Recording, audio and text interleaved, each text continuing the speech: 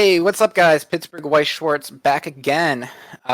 We got a spicy couple deck techs here today, going over the forgotten set of 2020. Came out in 2020, right? I don't even remember. I think so. I'm pretty sure Sakura Wars came out in 2020. Yeah, It was a it's set recent. that It's recent, I think. Yeah, it's pretty recent. It's a set that me and Matt found out about pretty recently through some other YouTuber content. We'll give a shout out at the end. But I remember we were talking about this deck and we're like, oh, this looks really cool. We played the games. We want to kind of like buy into this set, and everyone was like saying like, oh, this set sucks. It's terrible. And like we were looking at the cards for it, and it's like, they're not that bad. There's actually like a competent deck here, I think. So we ordered our play sets, and I've done a lot of testing with the set after it's come in. I think I've definitely set out to do what I wanted to do, which is to prove you wrong, Carmen, and everyone else in the Discord that the set's unplayable garbage. Granted, hyperbole. Not the worst. Yeah.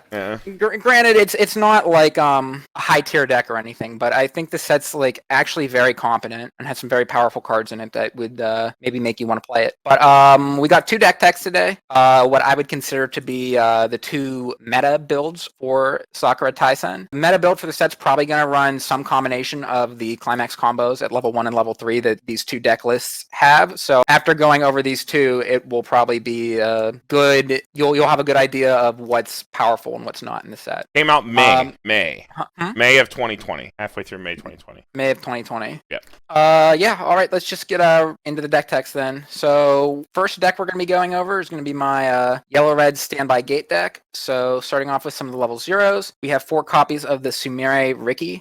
This is probably like the best card in the set for Sakura Wars. Definitely like the notable card that would make someone think that this set isn't like terrible. This is like a really, really good card. Probably one of the best Rikis in the game. On play, you get to mill 2 cards, and if you mill a climax, you get to choose a combat review character in your graveyard, put it into your stock. Combat review, of course, being the common trait, and then it is a clock yourself salvage Riki. So the first effect essentially allows you to pay for itself some of the time. It's not a guaranteed thing that's going to happen, but just being able to have like Rikis are just good in general, and then being able to get a free plus sometimes without even having to pay the stock is really nice.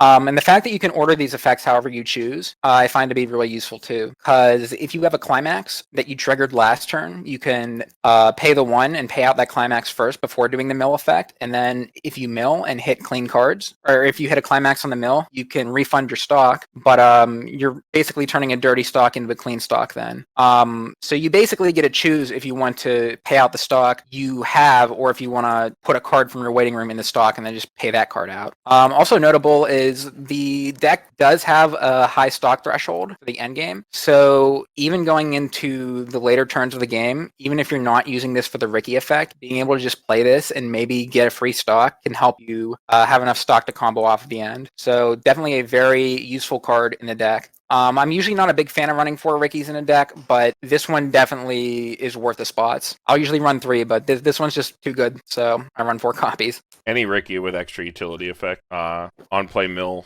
possible free stock, and a deck that desperately wants stock no matter what build you're playing. Absolutely. It's at a premium. So. Definitely, probably on paper, the strongest individual card in the set, for sure. Yeah, I think this is the card most people point to when they say, well, Sakura Wars has this, the card that they're talking about a lot of the time. Mm-hmm. Next card, it is the Sakura Rize. It's an on-death Rize, so on reverse, you look at the top 3 cards of your deck, take a combat review character from among them, put it in your hand, and then discard a card. Most sets don't get Rizes, so the ones that do, it's another really powerful tool, like a Riki, that you want to be able to utilize if you can.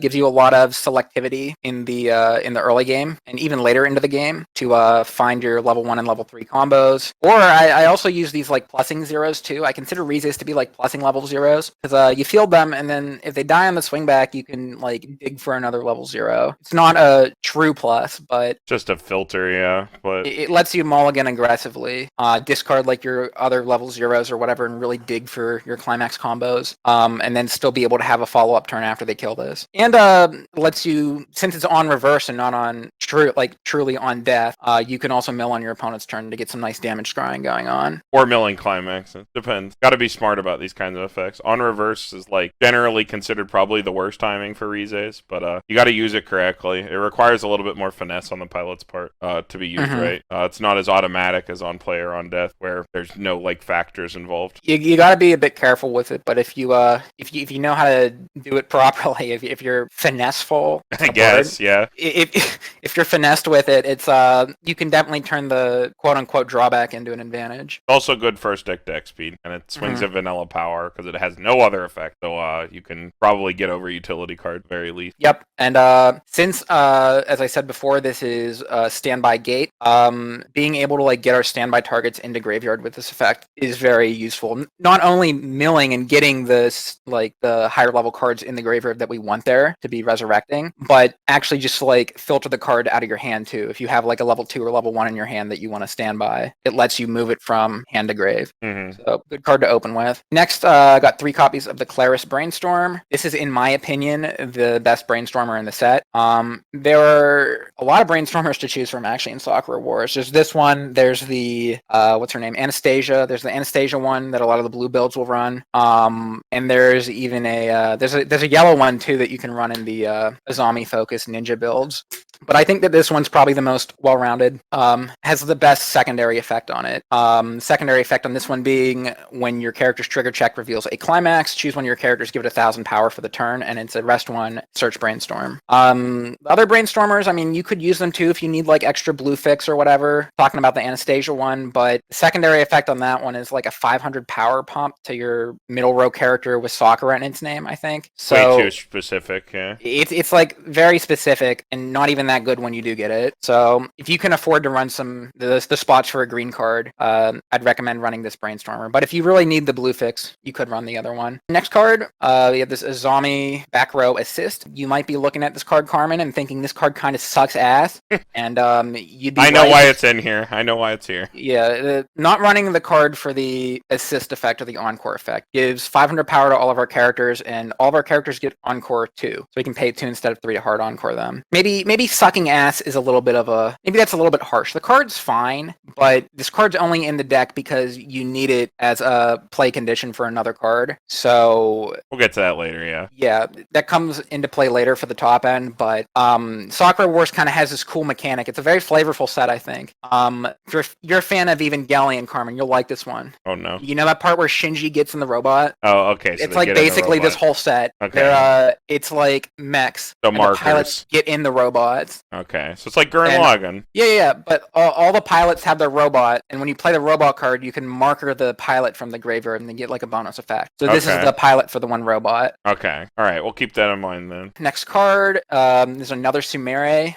Be careful, don't get this one confused with the Ricky. They look like almost identical. What are you talking about? This one has actual art. The other one's fucking 3D. This looks actually like yeah, but I mean it's purple background, her in a purple kimono. Yeah, like looking a different way in the one. I was just throwing shade. I was just throwing shade at the CG art. I have to. Yeah, when me and Matt were playtesting the set, we kept confusing these cards at first because just like at a glance they look so similar. But this one is on play. You mill 2 cards. You have to mill. If you hit a climax card, you choose one of your opponent's front row characters, give it -1,000 power for the turn, and it is a bottom deck bomb for level 0s. Extra blue fix. Yeah, it's a little bit of extra blue fix. It's mostly there just as like a plussing, quote unquote plussing 0. I don't really have any higher level blue requirements in this deck, but I just like the utility of this card instead of running like just a beefier like 3K or 4K beat stick. It's just a level 0 battle card, basically. Yeah, something you can field early on to contest board with the bomb effect, and even later into the game it can hold its value by allowing you to get extra power essentially by negging one of your opponent's rows. And this card can actually be a true plus if you're able to go second and mill a climax and kill one of your opponent's front row cards. This can actually plus for you and then be a really annoying card for them to deal with on the swing back. And being a 500 power zone bomb is like really well positioned right now. Especially one that kills another memory card or whatever. So I guess it's kind of like the once per video here, but like there's a lot of stuff right now, especially in JP, where you have like these really overloaded level 0s that have a ton of really good effects, and a lot of times will go to memory on death. So having a card that will always get reversed so you can trigger your bottom deck effect to deny them their on death effect is really handy. But yeah, if you're not really feeling this level 0, this is like probably the biggest flex spot in the deck. You could run like whatever level 0 you want in this spot. This is just what I'm rolling with at the moment because I feel like it's the most versatile. Sure. Next card, I got one of this Claris. She is an on play console, so top card of your deck. If it's a character or an event card, you draw it and then discard something else. And on attack, you can choose one of your other characters and give it 1,000 power times that character's soul. This is just a one-of, just kind of like a flex spot. I like being able to have the draw ditch in standby decks to be able to get my standby targets into my graveyard so I can play a standby and get them. And just being like, having that effect stapled onto another card that gives you power on attack. It's just like a really good all-arounder, really good one-of, I think, for any Sakura Wars deck. I would try to fit one of these in at level 0. Next card, got one of this Drop Salvage. Playing him instead of the Drop Searcher, which is... There's a Sakura Drop Searcher, which is a little bit better, but I only have this guy in the deck as an emergency salvage target, because the deck salvage is pretty good with the level 1 combo being a salvage combo, as well as the Sumeri Riki being really good access to graveyard. But just like getting low near the bottom of the deck, being able to like grab something off a salvage to get a climax card out of your hand. And at that stage of the game, I'd rather have a drop salvage than a drop search, because you have one card in deck you want to search from your graveyard, of course. But yeah, just another tech card to 0. And then last level 0, there's this Sakura promo. Oh, it's Rumia. Okay. Is it? Yeah. This is just the Rumia from Fujimi. Yeah. It's the better Cosmo, but you got to ditch a character. So on play, you can pay 1, discard a character. If you do look at up to 4 cards from the top of your deck, choose any card from among them, put it into your hand. It can be a climax, event, character, whatever. This build that I'm rolling with for Sakura Wars, the top end combo is very like critical to hit with the deck. You're kind of like building stock the whole game to execute this top end combo. So this is just like a last ditch effort to get your climax for the combo if you don't have it. Although you should probably be like holding one going into your last deck. But we have a lot of ways to salvage. So in a pinch, hopefully we can salvage this back. And then hopefully if our clock draw didn't get us to the gate climax, 4 more cards will. On to level 1s. I don't have a ton of level 1s in this list. It's just the combo and the backups. This is probably, this and the pants combo are probably like the plussing combos you want to be running in Sakura Wars at level 1. I think this is probably the better of the two, but I really don't see people playing this one. And I guess I can understand why. It being a standby combo, you do have to like accommodate, like devote the deck spots to like having deck spots for the 2/2 standby target and whatnot. But just the fact that the finisher in this deck, the Sakura finisher, is so stock hungry, so costly on your stock and hand. Being able to like stand by a level 3 Sakura onto your field at level 2 can dramatically reduce the stock overhead you need to pay, and hand overhead for it too. So that's why I'm rolling with the standby combo in this build. This is Hatsuho. She is a 5k beater, I guess. And I don't know what the term for this effect is, Carmen, but pseudo fever. Pseudo fever, yeah, like so. 1 lane fever. Yeah, so beginning your encore phase, if this is in your front row and there's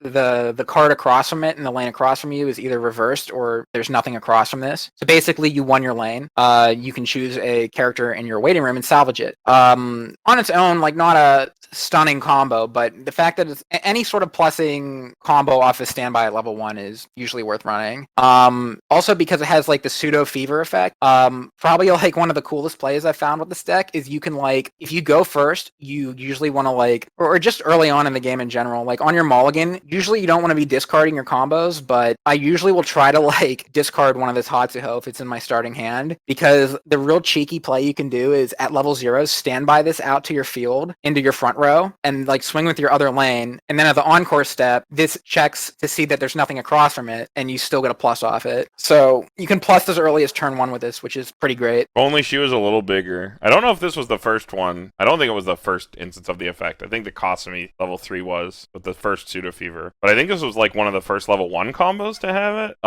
Like one of the regardless of what your personal opinions are on what decks are the best in JP, Da Capo is one of them, and that and like Sal 10th, they can kind of like Da Capo uses the bar combo that has the same effect, but it's like a Shimakaze, and like it sits at like 55, and that kind of makes all the difference. If only she was a little bigger, like you hit that good power threshold with like a global or something, but like then you can get your backups, and then you like combo off again, because like you don't get punished for like winning board with your plus and combo with those kinds of things. So like this kind of effect is like a lot stronger than I think a lot of people like realize when they read it, because like if the card's big enough, if you can win board, you don't get punished like you do with other on reverse combos and stuff like that, where you can't combo off again. Generally though, I try to go after their weak lane with this card. Either I'm standbying it at level 0 just to get the free plus because there's nothing across from it at that point, or I play this at level 1 and just like kill their weak lane with it and stand my 2/2 to the back row.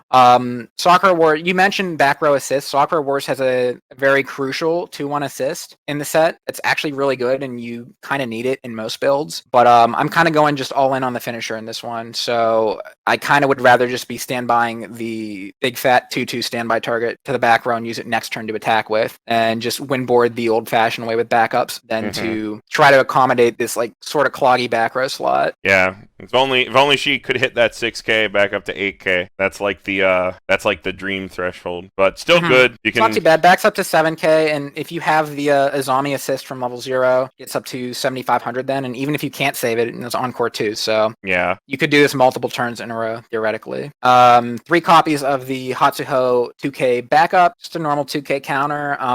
I tend to run this a lot of times. For my backup splits and decks, I usually will run like 3 copies of a 2K backup a lot of times instead of like running like a 2/1 anti-change counter or something, because they're usually just not really worth it. This deck has such a stock crunch at the top end that I just would rather have the I don't want to be paying all that stock for a 2/1 counter with like some costly secondary effects, so I just run a 3rd copy of 2K counter. Reasonable. Next card is the 2/2 Hatsuho. This is just like a pretty normal standby target. No hand encore, but 11K. It does get 1,000 power for each of your other characters, so it sits 500 power bigger at 11.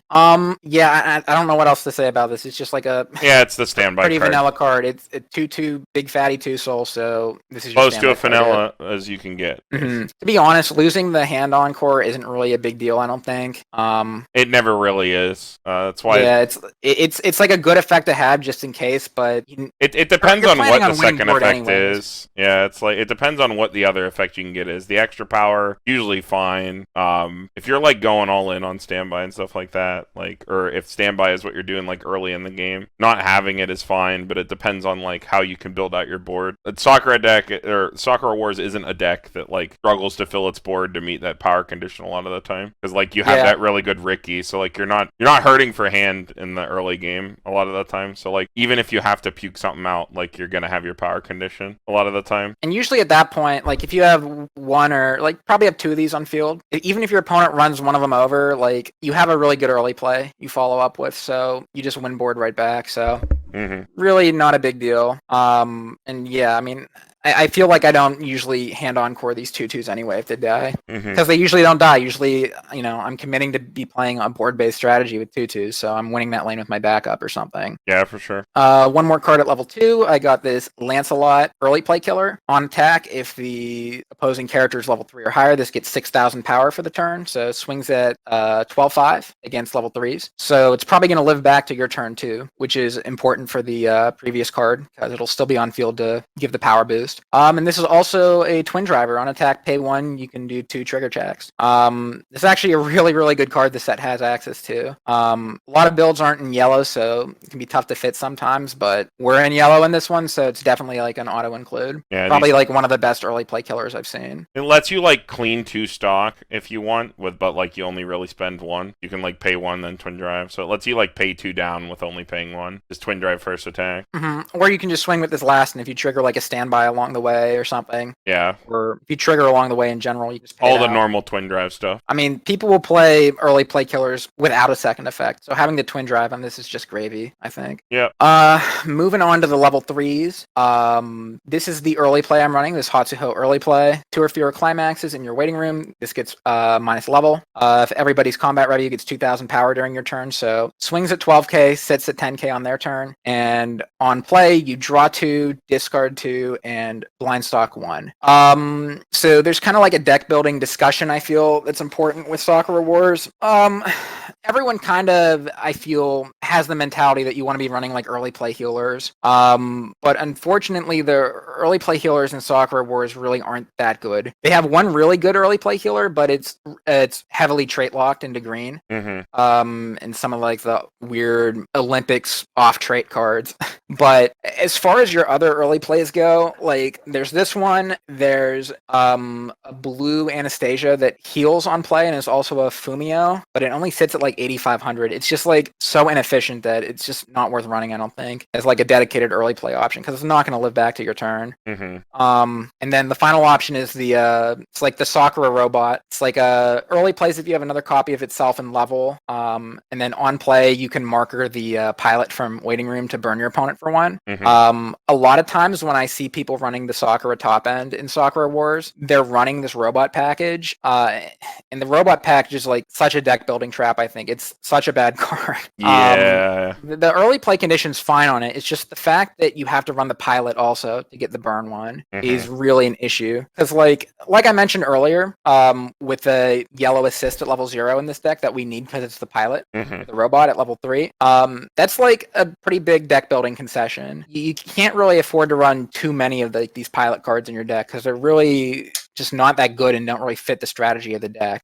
So like the opportunity cost of running the level 0 pilots, like the payoff needs to be really good. With the yellow card, it's worth it, but for the red early play, it just feels like you're jumping through all these hoops to early play a 9,500 card that's not living back to your turn, and your reward for jumping through the deck building concession of running the garbage pilot card is a burn 1 on play, which is unique. It's novel, having a burn effect on play, but it's the same exact damage economy as just playing an early play healer, which you can do for like basically free without having to jump through all the deck building concessions. What I like about this card for the deck is like the Sakura top end is so like horribly stock hungry, and this is just it's like the only early play that plays for 1. Like if you had like a mesmerizing water goddess or some shit, sure, but like the fact that this card plays for 1 and swings big, I think is like the biggest boon for the deck versus the robot. Yeah, again, I feel like I would maybe prefer this even to a mesmerizing water goddess though in the deck. The top end in this deck is so stock in hand hungry if you want to get double of it off, which I guess this is really powerful. I wouldn't really want to be discarding hand anyway, and I just think this card does everything for the deck pretty much. Being able to draw 2, ditch 2 can help you like get into your gate climax. And since it's a standby gate, we don't really have a lot of ways to like get the climax into our hand. So this is like a good digging tool for that. And just it has a really good body too. Like attacks for 12k, sits at 10k for 1 stock. It's like it's just a really, really good investment of stock. Like it's probably going to live back to your turn. And being aggressively slanted is nice too. A lot of people like their early plays to just like be defensive and heal and tank up big, but we would want to be overplaying this anyway going into our kill turn with the finisher, so I don't need it to live necessarily, but being able to get the big power boost on my turn allows it to probably get over your 2/2s or whatever standby targets or early plays you put in my way. And it sits big enough to defend on the way back. Like with the 2k counter, this is like backing up the 12k probably, so definitely just the most efficient early play you can be running, I think, in Sakura Wars. And I think like the one big takeaway I'd hope people get from this video is like, this is the best early play in the set. Stop playing the robot. Stop playing the garbage ones. Anastasia's fine, it just doesn't do enough. Like as a one-of for the Fumio effect, I like it, but as your primary early play, I think this is absolutely the one you should go for, unless you're playing the green deck. Yeah, seems good. Next card at level 3, this is the Glorious Robot I mentioned before. It is 11k with 3 soul. Fucking monster. When you play it from your hand, you can marker the pilot, level 0 assist, and just goes under it as a marker and gives it Musashi burn the turn you play it. So this is why the pilot card's in the deck, just so I can consistently get this off at level 3. Because the second I hit level 3 with this deck, I want to be killing my opponent. Going for as many as the Sakura finisher as I can in 1 or 2 of my lanes, and then using these Musashi robots in the other lanes. So that's kind of the reason I have so many copies of the assist earlier on in the deck, because I always want to be able to like slam this down and get the marker for the Musashi to kill my opponent. Next card is the Anastasia Assist in the back row. You're never hard playing this card from the hand. We really don't have blue fix in this deck to accommodate it. But this is just, there's a 1-up for like a standby target to, if you can like sack into a standby at level 2, this can just make your board unkillable probably. Just a good 1-up for those games where you need the power. And the startup effect on it, resting 2 characters to switch a card in level zone, can actually be useful. For the finisher, which I'll talk about now, this is the Sakura finisher. On play, heals, and here is the climax combo we've been leading up to. When you play the climax from your hand onto your field, it is on climax play, you can pay 2, discard 2 cards to do these burn effects in any order. So you get 2 burns. You burn your opponent for 1, and then you burn your opponent for X. X being the number of level 3 cards in your level area. So like an experience.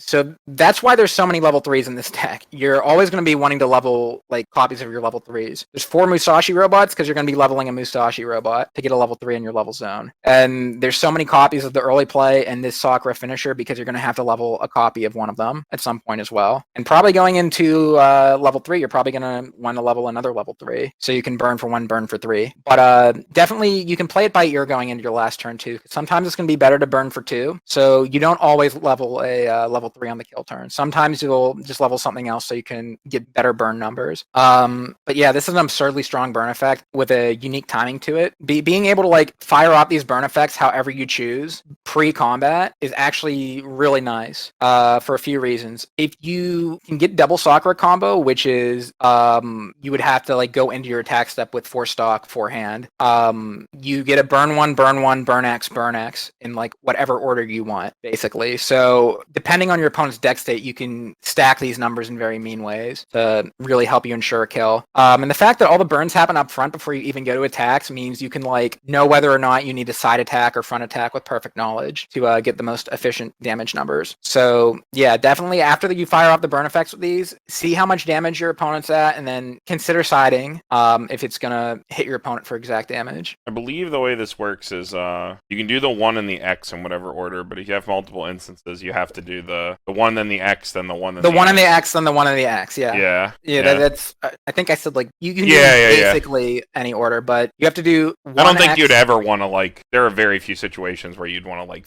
3-1-1 something like that. Like it's usually small instance, big instance, or big instance, small instance used. Yeah, but I guess to clarify, you have to burn 1, burn X in either order for those 2, and then if you have a second copy, burn 1, burn X in either order. But you could still get 2 big instances or small instances next to each other. You just have to like math it out, yeah. Yeah, math it out, like burn 1, burn X, burn 1, whatever. I think this is probably the strongest finisher Sakura Wars has access to in terms of just like actual killing potential. It's definitely not the most efficient, which in the next deck we look at, we're going to see like the more efficient top end you could run. But I think this is just like the highest ceiling. And I think if you want to play the Sakura combo, it fits best into like a standby oriented strategy because it helps you cheat on the massive stock requirement to get multiples of these off. Yeah, standby door is like if you're not going to play 8 standby. This is which I don't even know if the deck can. I don't believe it. There is another standby trigger. There's a level 3 Hatsuho combo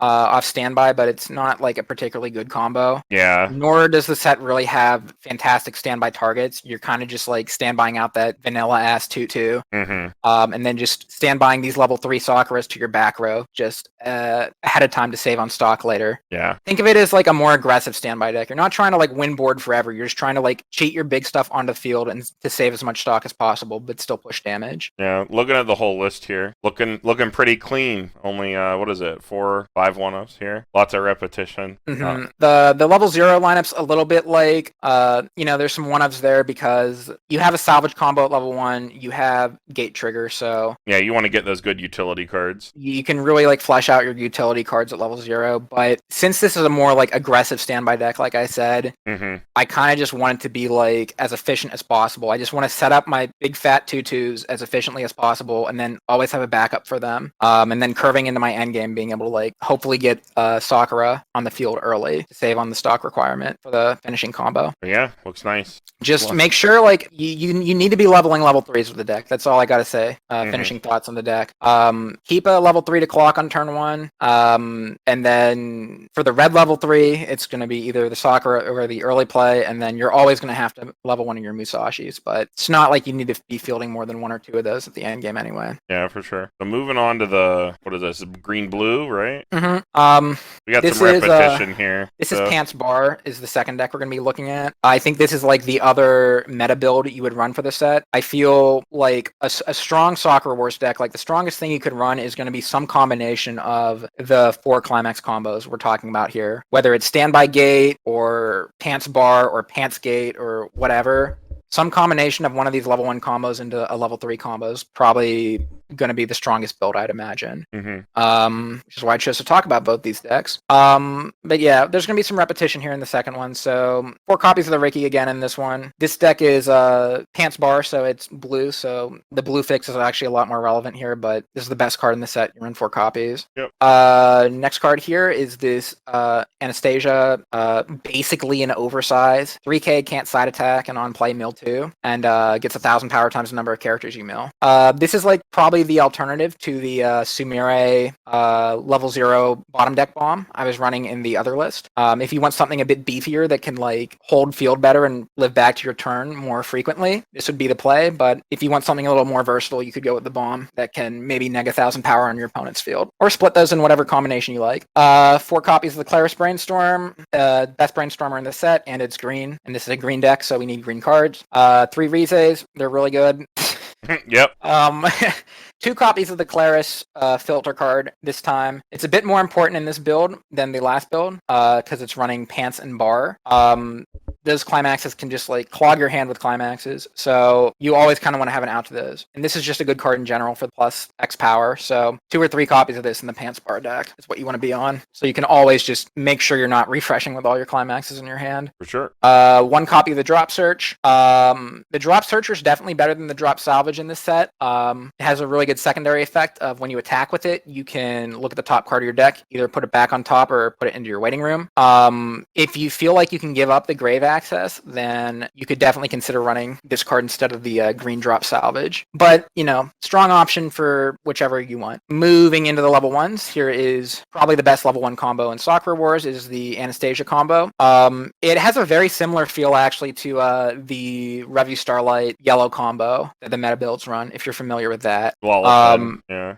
Very similar to the Lalafin combo, in that it backs up really big and has the same effect. So when you play this card, it gets 1,000 power cross turn, so sits at 5,500 power for 1 turn cycle. And then when you attack with it, if you have 6 or less cards in your hand, which is pretty free, you get to look at up to 3 cards from your deck and take a character from them to your hand. So it gives you really good deck speed on your first deck. Non-interactive combo, you don't need to reverse or anything. And hopefully you can like mill yourself into like a 2k counter or something so you can defend this, because it sits at 55 on its own. With the assist in the back row, it's at 65. You can then back up to 85, so it hits really good numbers. I would caution you though, unlike the Revue Starlight deck where it doesn't really run as many plussing triggers, so it's not really as much of a concern that you might whiff the effect, but you need to have 6 or less cards in hand when this attacks, so be careful considering that there's Pants and Bars in this deck. You run 8 plussing triggers, so maybe consider like being a little bit greedier with how many cards you play down from your hand.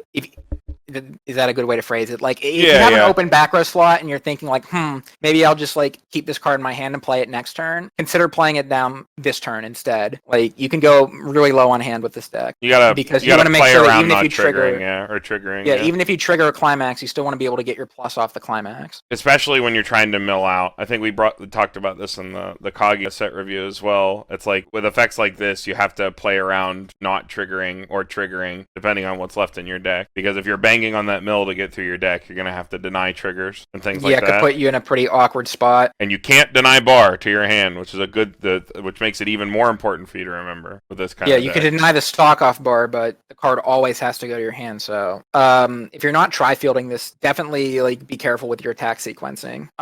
3 copies of the level 1 Claris Clock Bomb. On play, you get to reveal top card of your deck. If it's a Revue character, choose one of your characters, give it 2,000 power for the turn.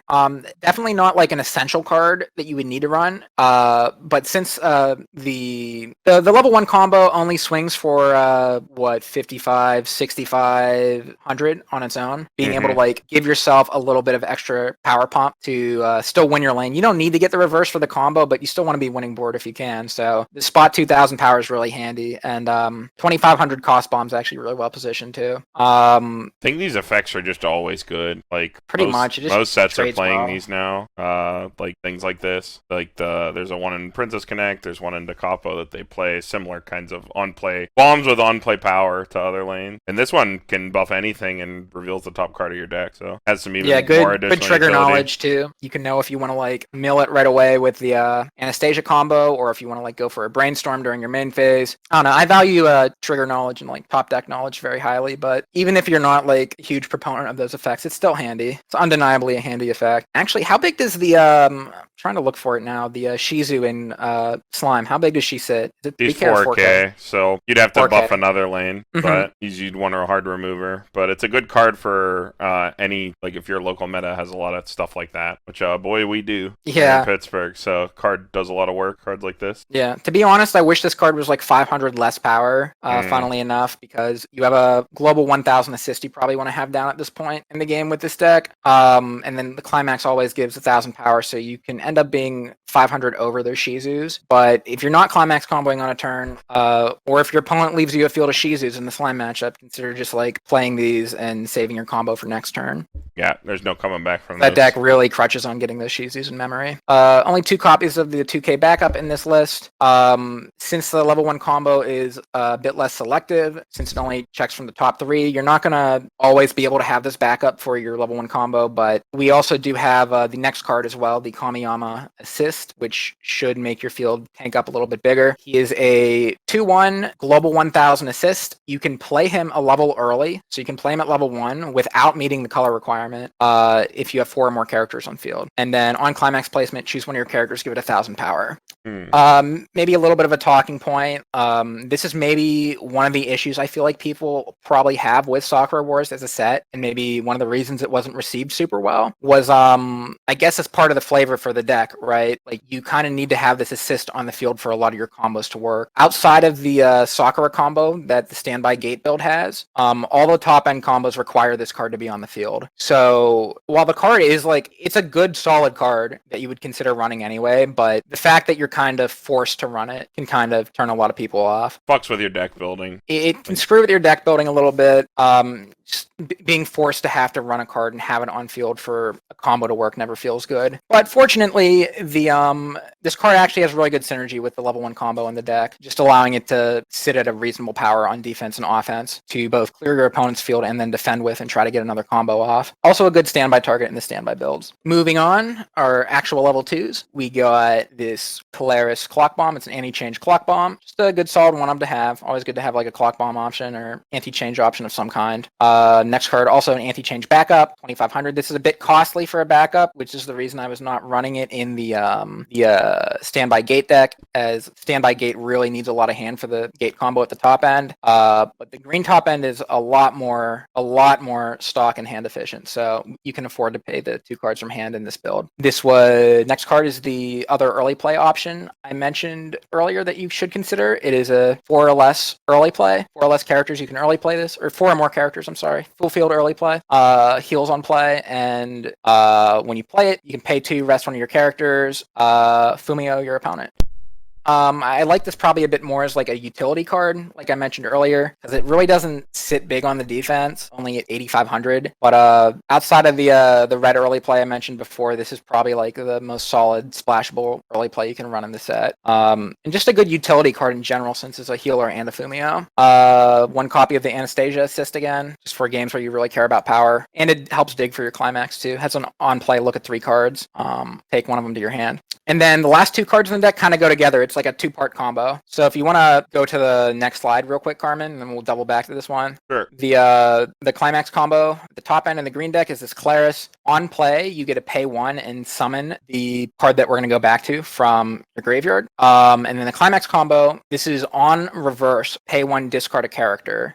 So much better cost than the gate combo, but you do need a reverse for it. So on reverse, pay the cost. If you do, burn your opponent for 1 and clock kick the opponent. If you can get this off in multiple lanes, it's like really good. Burn 1 and a clock kick off 1 reverse is really nice. Close to 2 guaranteed damage you can get without it being 2 clock kicks in 1 lane somehow. Yeah, I mean, considering that a lot of times for climax combos, they'll put like your combo will either just give you clock kick or it'll just give you a burn effect. The fact that it gives you both, this is really nice. Getting the guaranteed clock damage with a clock kick and then an extra instance of 1 to ping off a climax is super good. I'd say that this is probably the best finisher in Sakura Wars, where the red Sakura finisher is the highest ceiling, like most powerful one. This is probably, I'd say, overall the best because it's just so much more efficient and has a really good burn and clock kick effect on it. And it's off a bar, so that's always a plus. Yeah, and then the card that this one summons on play, you can pay 1, summon this other Claris. When you play it, you heal. When it's played from hand to stage, you reveal the top card of your deck, and if it is not a combat review character, it goes face down under this as a marker. So basically, you hard play this card from your hand, you have to reveal top card of your deck, and if it's a climax, you have to marker it,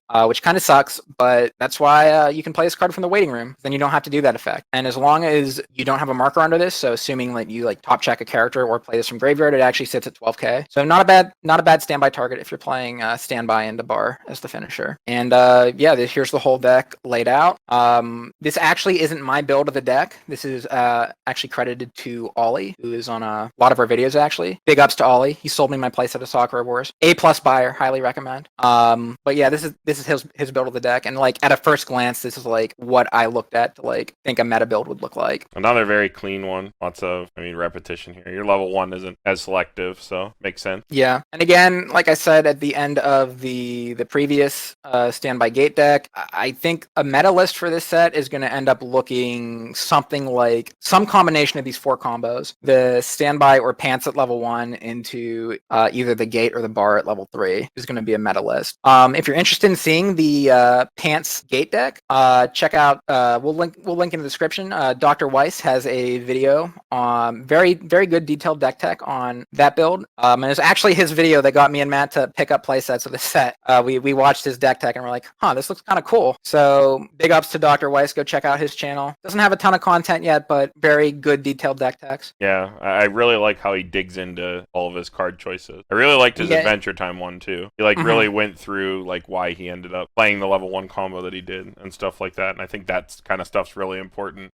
which is like kind of what we try to do on our deep dives or our longer deck techs and stuff. But like, sometimes you don't have like the time or the space. But when you really get the time to like dig into like card choices, like why something's picked over another thing in our longer videos like this, or like Dr. Weiss's video, things like that, I think that's really important. Yeah, this was definitely more of an in-between, like between just like a multi-deck tech and a deep dive. Well, like a double deck tech, something like that. Andy had a lot to share. Something like that, yeah. Yeah.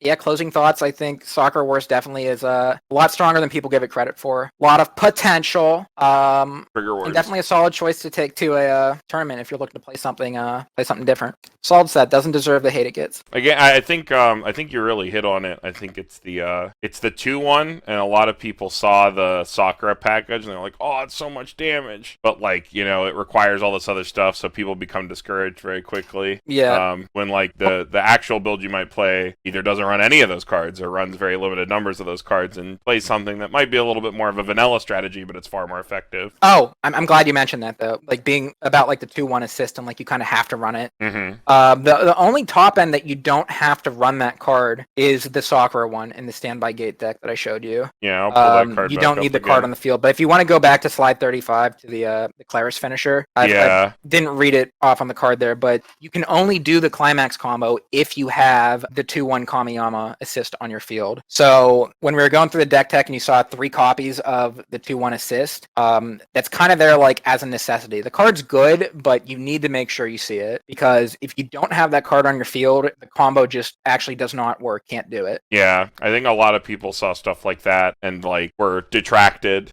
because things come coming out around it didn't have those kinds of requirements, so people got scared off before they looked deep enough, probably. Yeah, I mean, there's like definitely a lot more I could talk about with Sakura Wars, but this video's already gone on like super long. I'll edit it down a bit, but there's a lot to say. If you guys are interested in maybe like more in-depth explanations of like some of the cards I think are really good in this set that we didn't get to in this video, maybe let us know in the comments below. Give you and Matt like an unlimited time slot. I'll just like throw a live stream up, and you and Matt can just go at it. Yeah, just pull up the like heart of the cards like search and just go at it. Just scroll down. Yeah, there's definitely some standout cards in this set that make it worth picking up for sure. And yeah, don't forget to check out Dr. Weiss's video, Pants Gate, probably what I'd consider to be like the other quote unquote meta build. And there was also another build I wanted to share today, the Green Olympics deck or whatever. They're fighting to save the world in these robots, but they also compete in the Olympics. I don't know. Matt played the game and I was watching it a little bit. Like the Code Geass like pizza episode. Like yeah, actually that's a really good way to put it. They're like at the end they're like fighting like demons and like gods and shit. But you know, you got to stop to make the pizza. The scene before, like they're competing in the Olympics, so like I don't know. Sorry for the spoilers. But yeah, I'll link the other deck list I wanted to showcase today in the description below too. Before we get out of here, yeah, you can say your thing. Just want to link all the things we always do. The Discords, card games, competitive. Definitely give those a look. Want to find games with other people or like just chat or even buy Weiss. But if you're looking to like buy and sell Weiss stuff like that, definitely check out the Facebook. That's where you want to go for buy, sell, and also new card reveals. Shout outs to Randall for doing all those translations and Taya from Weiss Tea Time for compiling them all on her site. We have all of those links down in our description all the time, so definitely check that stuff out. And also Weiss Fight, we're gonna continue to show Weiss Fight because we still see people playing on TTS in the Discords, and TTS sucks, guys. You should never have to play Weiss TTS Fight. ever Don't knock again until you try it. Yeah, play Weiss Fight. If you're familiar with Dueling Book, definitely give Weiss Fight a try. It's very similar. It all runs in your browser. You don't got to download anything. You just get in there. You just find a deck on Encore decks that you want to play. Maybe one of Andy's Sakura Wars decks that we'll have linked in the description down there. You just jam it right into Weiss Fight and you're off to go. Play whoever you want. It's still in development, but new features get added constantly. The developer is crazy responsive. We'll also have their Discord linked in there too. You can leave your feedback. Make sure Weiss Fight becomes as good as it can be. Definitely stop playing fucking TTS. Fucking sucks. It burns your computer to the ground and it's not optimized for Weiss in any way. Dang, dude, there goes our sponsorship opportunity. Yeah, rip. You just fucking blew it. Yeah. Oh well.